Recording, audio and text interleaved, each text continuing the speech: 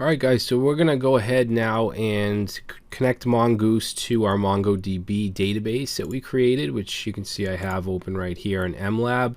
Now the string, which is this right here, which starts with MongoDB, we need to put this inside of its own file in our config. Okay, it's good practice. You don't want to just stick it right in your code. So what we'll do is create a new folder called config.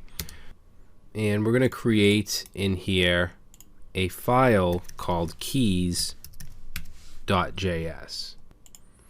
And in this file, we're going to module.exports and set that to an object. And module.exports, it's just a way of making this object available outside of this file because we need to connect to it. So let's say Mongo URI and set that to our connection string. So it's going to be this here.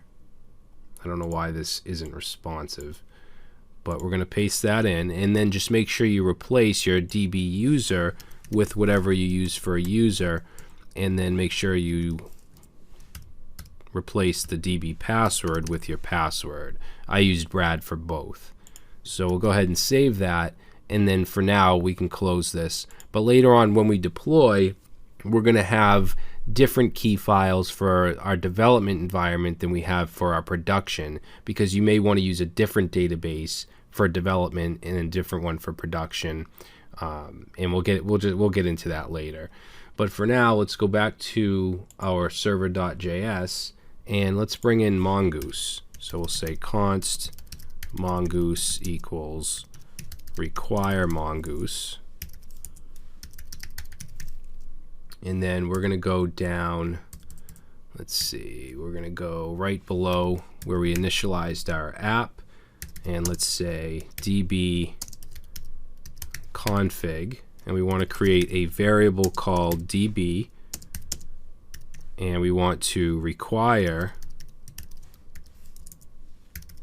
our keys file, which is in the config folder. So we'll say ./config/keys, and then we want the Mongo URI value, so we'll say dot, and you can see if you're using VS Code, it'll just pop up there, Mongo URI. Okay, so it's pertaining to this right here, whatever this value is. So that's our DB variable. Now we want to connect to Mongoose, or I'm sorry, connect to MongoDB through Mongoose. So we'll just say connect to MongoDB, and we do that by using Mongoose. So we'll say mongoose.connect and pass in that DB variable. Now we can use a promise here. We get a promise returned, which means that we need to use .then. I'm actually going to put these on separate lines.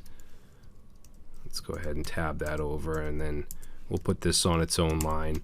So the .then is basically success. So if it connects successfully, I'm going to put an arrow function here and just do a console.log, and we'll just say MongoDB connected. Now if there's an error, if something goes wrong, then we want to do a .catch. This is how JavaScript promises work. And in here it'll give us an error, and then we just want to console.log that error. All right, so that's how we can connect to our database. So now let's save this, and now down here you can see MongoDB connected. If I were to go and change inside the keys files, change something like mess the password up, I'll put a 1 in here and save. Now you can see we get all of these errors, and it just says right here, Mongo error, authentication failed. That's coming from this error right here. Since it wasn't successful, it runs the .catch. Okay, we get the error, and then we're just logging it. So let's just change that back, and then it should just say MongoDB connected again. All right, so now we have at least our connection set up. So I think what we'll do is stop here, and in the next video we'll go ahead and we'll start to set up our routes for our API endpoints. Or I should say our route files, because we're going to have quite a few endpoints. All right, so I'll see you in the next video.